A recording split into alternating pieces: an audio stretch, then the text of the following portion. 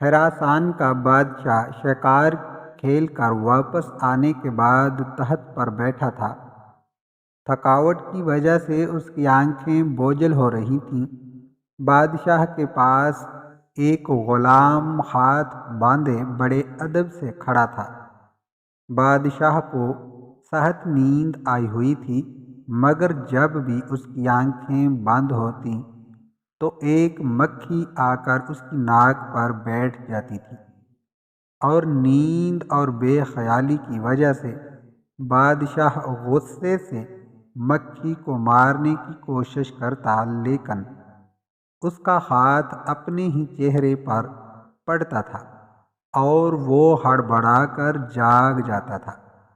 جب 2-3 دفعہ ایسا ہوا تو بادشاہ نے غلام سے پوچھا، تمہیں پتہ ہے کہ اللہ نے مکھی کو کیوں پیدا کیا ہے؟ اس کی پیدائش میں اللہ کی کیا حکمت پوشیدہ ہے؟ غلام نے بادشاہ کا یہ سوال سنا تو اس نے ایسا جواب دیا جو سنہرے حروف سے لکھے جانے کے قابل ہے۔ غلام نے جواب دیا، بادشاہ سلامت، اللہ نے مکھی کو اس لیے پیدا کیا ہے کہ بادشاہوں اور سلطانوں کو یہ احساس ہوتا رہے کہ وہ خود کو کہیں خدا نہ سمجھ بیٹھیں، کیونکہ وہ خود سے ایک مکھی کو بھی قابو نہیں کر سکتے۔